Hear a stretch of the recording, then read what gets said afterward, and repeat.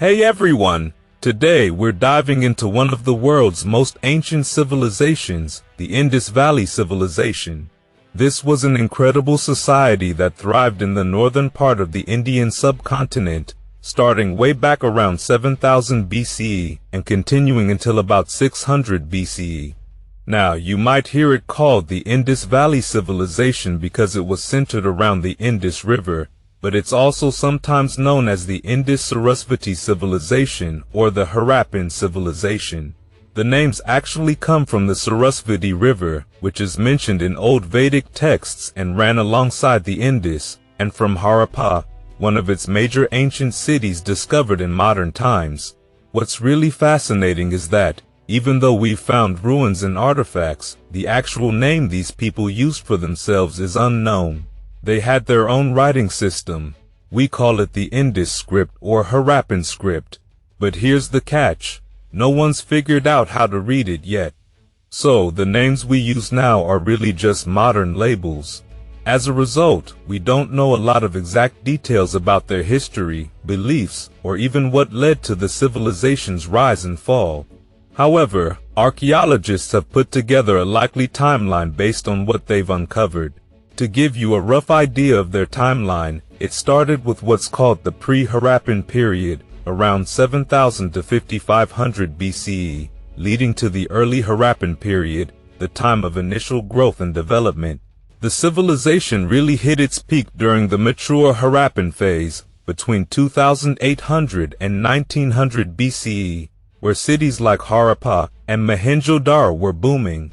These were thriving urban centers that might have had populations between 40,000 to 50,000 people, which was huge for that time.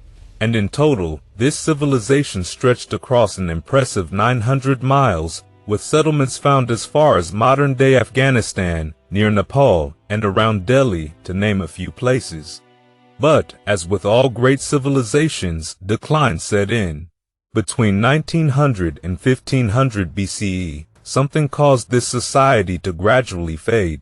For a long time, historians thought it was due to an invasion by the so-called Aryans from the north, who were believed to have displaced the native people. But this Aryan invasion theory has since been debunked. It's now thought that the Aryans might have arrived and mingled peacefully, blending their culture with that of the locals. The reasons for the civilization's decline are still debated, though. It could have been environmental factors like climate change, a shift in the course of the rivers, maybe even the drying up of the Sarasvati River or changes in monsoon patterns. Overpopulation, or a drop in trade with other ancient powers like Egypt and Mesopotamia, might have played a role too. Our knowledge of this civilization really started in the 19th century. It was in 1829 that Harappa, the first site, was accidentally rediscovered by James Lewis, a British soldier who went by the alias Charles Masson after deserting the East India Company's army. Masson was actually searching for ancient coins but stumbled upon the ruins of Harappa. He didn't know what he'd found and even thought it might have been linked to Alexander the Great's campaigns in India around 326 BCE. Later, a British engineer named Alexander Cunningham, who had a big interest in ancient history, picked up where Masson left off. He began excavations and even identified the mysterious Indus script, but didn't realize its significance at the time. Then, in the early 20th century, John Marshall, another British archaeologist, took things to the next level. He not only ordered full excavations of Harappa, but also found out about a nearby site called Mohenjo-daro, meaning Mound of the Dead, because of the bones and artifacts scattered around. The similarities between the two sites were undeniable, and it was then that the existence of a whole new civilization became clear. And now let's focus on two of its most iconic cities, Harappa and Mohenjo-daro. Now, even though ancient Indian texts like the Vedas and epic stories such as the Mahabharata and Ramayana were already known to scholars back then, there was a lot of hesitation and, honestly, prejudice in attributing these works to the people of India. At first, some Western archaeologists even thought that Harappa might be a colony of the Sumerians from Mesopotamia, or maybe an Egyptian outpost. But the cities of Harappa and Mohenjo-daro had their own distinct style: no palaces or towering temples, no statues of kings or queens. Instead, these cities were filled with small, sturdy brick houses with flat roofs, a citadel, walls, and streets laid out in a perfect grid pattern, showcasing their impressive skills in urban planning. One of the most fascinating aspects of Harappa and Mohenjo-daro is their sophisticated sanitation and drainage systems. The houses even had flush toilets, and the streets featured a well-thought-out sewer system. Some buildings had wind catchers on their roofs to help cool down the interiors, a concept similar to early air conditioning. And at Mohenjo-daro, there was a large public bath, which may have been used for ritual purification or perhaps just as a place for people to relax. As more sites across the Indus region were unearthed, it became clear that the people of this civilization had a uniform approach to building their cities. Unlike most ancient cities, which usually grew from small settlements, these Indus Valley cities were meticulously planned and purpose-built. It suggests a strong central government and an organized bureaucracy capable of executing large-scale projects across vast areas. According to the historian John Key, the cities and even the artifacts they left behind, from bricks to weights, followed standardized dimensions, which implies remarkable consistency and cultural unity across the entire region. Excavations continued into the mid-20th century, led by British archaeologist Sir Mortimer Wheeler, who, despite his biases, contributed to identifying layers in Harappa's history and helped set up the timeline of the civilization. Through his and others' work, archaeologists established a rough chronology from the pre-Harappan era all the way to the decline and eventual fall of the civilization. Lapis lazuli, a beautiful blue gemstone, was one of their major trade goods and a highly sought-after item in Egypt and Mesopotamia. Evidence shows that much of this trade started in the Indus region. The earliest period, around 7000 to 5500 BCE, was primarily agricultural, with people cultivating crops and domesticating animals at sites like Mehrgar. By the early Harappan phase, trade networks were already thriving. The mature Harappan period is when cities like Harappa and Mohenjo-daro reached their peak. Other cities like Lodal, Gunerivala, and Dolavira followed similar layouts, showcasing a level of urban planning and organization seen across all Indus Valley cities. By the late Harappan period, signs of decline began to emerge, possibly due to environmental changes, including flooding, drought, and a potential shift in the monsoon pattern that may have impacted agriculture. Trade links with other ancient powers, like Mesopotamia and Egypt, also faded, which might have further contributed to the civilization's decline. Interestingly, the people of this civilization seemed to focus more on everyday life than grand monuments or war. They were skilled artisans, farmers, and traders, but left no evidence of armies, kings, or grand temples. The Great Bath at Mohenjo-daro, for example, might have been used for rituals or simply as a community pool. Although each city may have had its own leader or governor, the uniformity across these sites suggests a highly organized central authority that oversaw the entire civilization. Artifacts found at these sites, like pottery, tools, and jewelry, also show a strong cultural unity. Their tools were mostly made from materials like chert, bronze, and copper, as iron wasn't yet in use. These skilled artisans crafted items like fishhooks, chisels, and even bangles.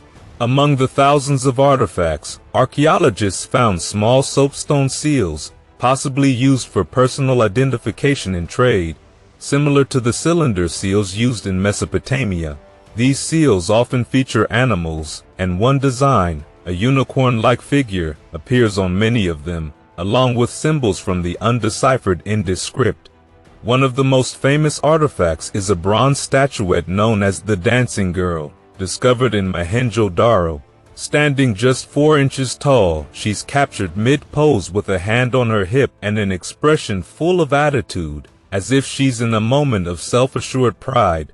Another famous piece is the Priest King statue, depicting a bearded man with a headdress and armband, giving us a glimpse into the skill and artistry of the people.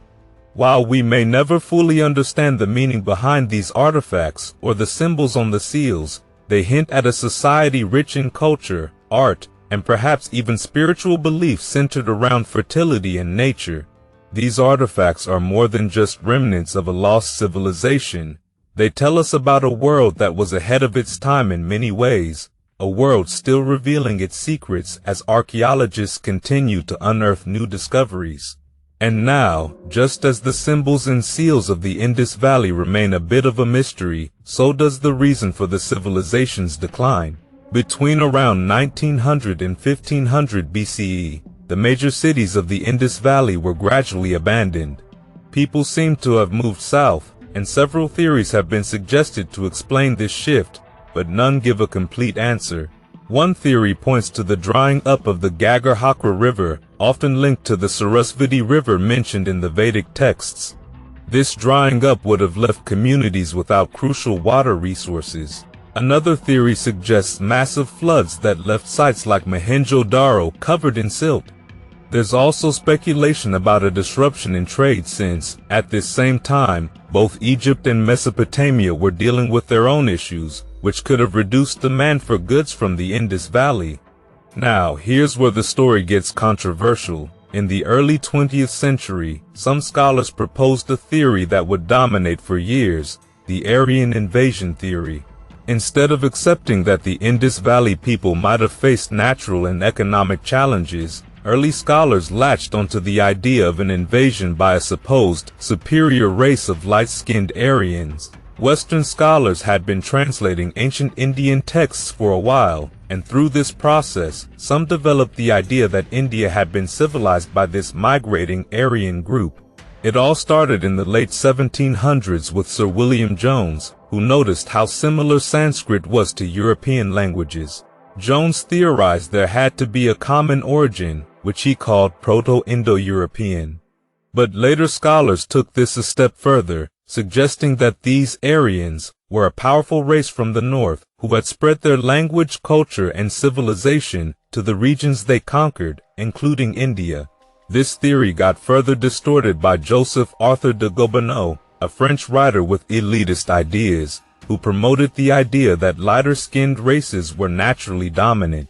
Gobineau's work was influential, even inspiring figures like Richard Wagner and later his son-in-law Houston Stewart Chamberlain, whose racialist ideas would eventually feed into Nazi ideology.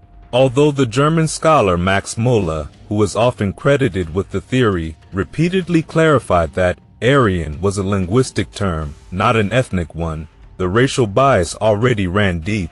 By the time British archaeologist Sir Mortimer Wheeler began his excavations in the 1940s, these racialized ideas about Aryans and invasions had taken firm root. Wheeler interpreted the sites he uncovered through this lens, suggesting that the Aryans might have destroyed the Indus Valley cities when they arrived. He even pointed to skeletal remains found at the sites as evidence of violent conflict, claiming they supported the Aryan invasion theory. However, this interpretation was largely influenced by the prevailing mindset of the time rather than solid evidence.